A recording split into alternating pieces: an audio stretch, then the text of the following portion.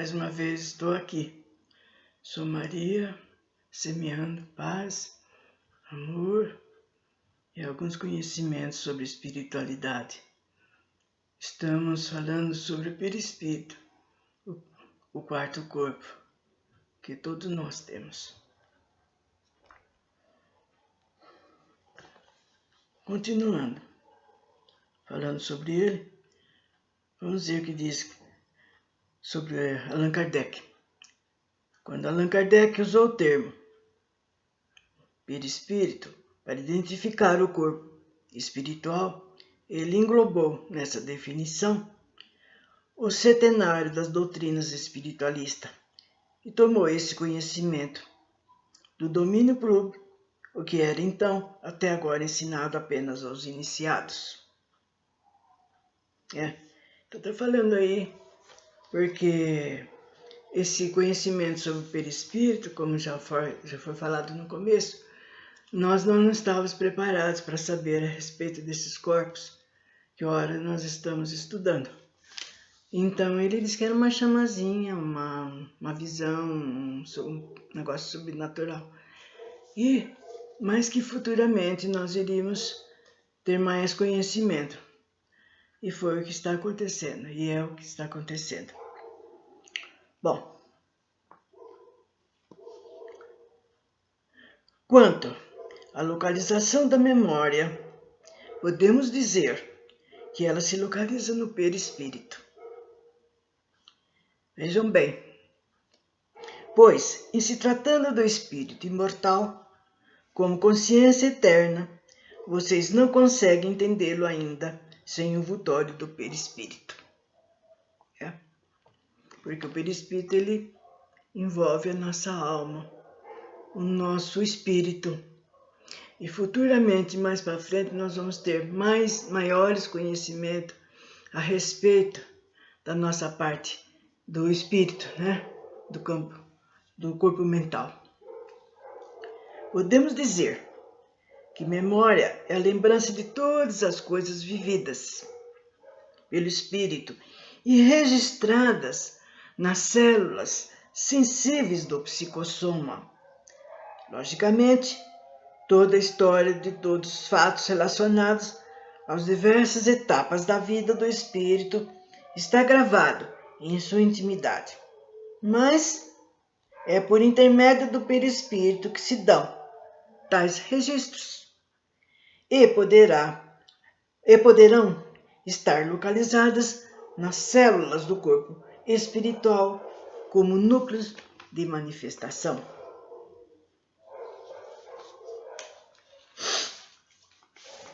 Emocional ou de intelectual, conforme a intensidade do fato vivido e a importância dele para a ação da lei do karma.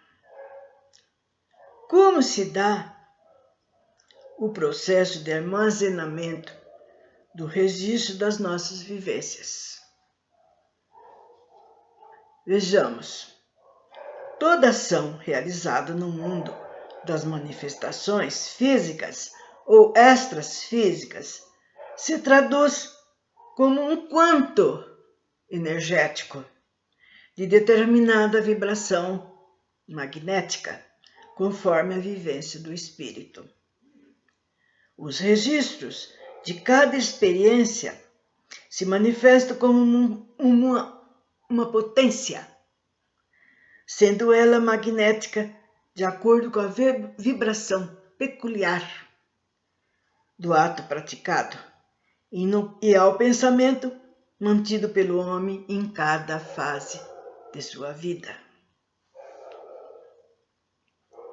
Como a natureza do corpo espiritual ou psicossoma é essencialmente magnético, revestindo seus fluidos mais ou menos eterizados, conforme a elevação do espírito, qualquer compressão que lhe atinge fica aí gravado automaticamente, como o som e a imagem ficam nas fitas de vídeo e áudio. Os componentes mais profundos ou mais intensos desta vivência são imediatamente transferidas pelas vibrações do corpo mental, ficando aí impressa até que as leis da vida proporcionem ao ser a oportunidade de exteriorização desses registros na vida física ou extrafísica, de acordo com as necessidades evolutivas. O processo é automático. Então vejam bem quanta coisa que nos trouxe esse conhecimento desse quarto corpo, que é o perispírito. Devo dizê-lo. Há quem pergunte, ele é eterno? Ele viverá eternamente? Eternamente não digo, porque um dia nós vamos, seja hoje, amanhã, daqui milhões de anos, nós vamos, a tendência é evoluirmos. E quando nós chegarmos nesse ponto, um ponto X da evolução, não haverá mais necessidade de ter o perispírito, porque aí não haverá necessidade de reencarnarmos, porque nós só estamos aqui graças a ele, porque ele envolve o nosso espírito, e sem esse envolvimento, o espírito sozinho não iria evoluir. Então houve necessidade da materialização do corpo. Então, vejam bem, nós, no momento que a Terra está passando para esse movimento, vamos falar assim, nós ainda temos necessidade, mesmo passando para um mundo de regeneração, porque nós ainda teremos que reencarnarmos, porque ela vai mudar apenas de grau. E com isso, nós vamos evoluindo, né? Haverá mudanças, muitas mudanças, aqui entre nós e no planeta. E com isso, o perispírito também vai evoluindo, né? Tanto é que no futuro, como se diz, na próxima mudança de raça, haverá mudança no nosso organismo, né? Agora, ainda precisaremos dele, sim, até chegar numa evolução tal que não precise mais encarnar. Nós atingiremos um grau tal que só trabalharemos lá do lado espiritual, a não ser num caso de uma missão, de uma tarefa grandiosa como foi a de Jesus, que ele houve necessidade de se preparar para poder voltar ao corpo da carne. E esse corpo, então, não deixará de existir. Por exemplo, quando nós chegarmos no mundo dos felizes, que é o mundo que vem depois do mundo de regeneração. Aí, então, haverá nascimentos de astral versus carne. Será semi-astral nessa época. Mas não é já como a natureza não dá saltos, nós poderemos contar daqui milhares e milhares e milhares de anos, conforme nós fizermos jus à nossa vida. Outra coisa, ele se modifica. Ele se modifica porque ele é o corpo ideoplastizado. Ele segue o que a mente manda. Então, por exemplo, se eu desencarno hoje e passar para o lado espiritual, se eu não quiser ter esse tipo que eu apareço aí, eu posso mentalmente obter um outro tipo. Eu posso querer parecer como na minha última encarnação. Eu posso parecer um jovem, eu posso parecer um frade, um índio, né? Dependendo daquilo que eu for executar, logicamente. Porque aí a gente toma afeição, né? De uma criança, de um velho, de um de um profissional médico, de uma enfermeira. Vocês entendem? Então a gente muda. E como isso acontece, também acontece no plano astral inferior, gente. Porque lá no plano astral inferior existem seres que vivem milhares e milhares e milhares de anos.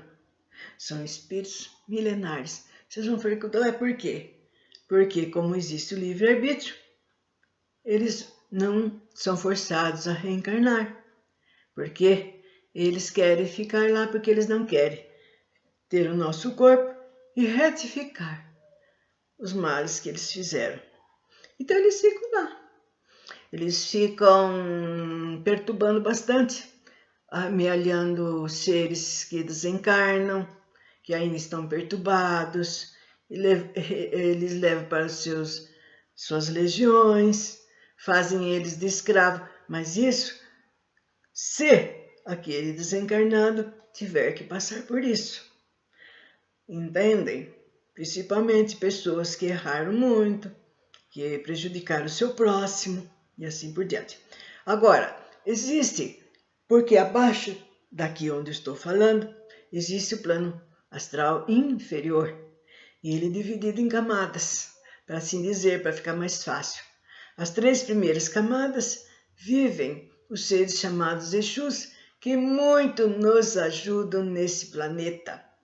São graças a eles que nós estamos aqui nesse momento, na calma. Vocês vão dizer, como? Tem guerra? Sim. Porque abaixo do 4º plano existem seres que são chamados quiumbas e eles vivem, desejam acabar com o encarnado. Então é onde entra esses seres chamados Exus, que entram em verdadeiros combates para que eles não subam. Mas esses seres dizem que eles não são culpados, e sim os humanos que chamam por eles, né? Nos seus impropérios, nos seus nomes feios, né? Nas suas violências, né? Com o seu próximo, nas suas violências com ele mesmo. Então eles adoram essas coisas, eles adoram ver o circo pegar fogo. E com isso eles querem subir. E juntam aquela turba.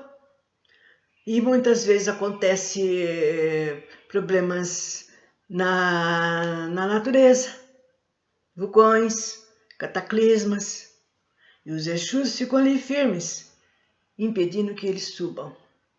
E os Exus também, vou aproveitar o momento para dizer que eles nos ajudam na hora da formação do nosso corpo, assim como eles nos ajudam na hora do nosso desenlace, a desligar os nossos laços. Então, vocês estão vendo que no plano astral inferior, o ambiente não é nada bom, é muito feio o negócio lá para baixo. E esses seres, existem seres que eles se transformam em animais, em verdadeiros lagartos, onças, cobras. Outros se transformam em pedras, em árvores. E bem lá no centro, aonde vive em ebulição por causa do níquel e do ferro, existem outros seres das quais eles têm a pele, a cor, são peludos, vermelhos, têm cascos, têm tridentes. Vejam bem o que existe por baixo. E como vocês viram, a gente modifica conforme pensa, conforme vai pensando, né? E também aqui, mais para cima, existem aqueles que não querem reencarnar e que teimam ficar na parte espiritual. E com isso, gente, vai, como nós já vimos, sumindo. Vai coisa velha que vai se modificando, vai se atrofiando. Então o que acontece com esses seres? Eles viram verdadeiras bolas, como se fossem bolas de futebol. E ficam. Tem um livro do André Luiz, do Chico, que fala sobre essas entidades. Eles ficam voando, como se estivesse voando, se movimentando no ar. E eles vão perder muita coisa deles, até chegar um dia que eles tenham vontade, nasça neles a vontade de evoluir e pare com o que eles estão fazendo com eles mesmos, né? Então, resumindo, eu vou dizer mais alguma coisa. Resumindo o que foi falado rapidamente, sobre o nosso perispírito, que vocês viram então, ele é a matriz desse nosso corpo. E que ele grava como se fosse um registro nas suas células perispirituais. E ele é muito ideoplastizado, conforme eu falei da mudança. Assume a sua forma conforme as ideias geradas pelo organismo mental. É responsável pelo nosso equilíbrio físico, para nós nos mantermos de pé. E quando a gente percebe, por exemplo, num passe, a gente percebe que aquele ser não está com o perispírito legal, que está fora. Aí é feito uma observação e também certo movimento para que ele coloque no lugar.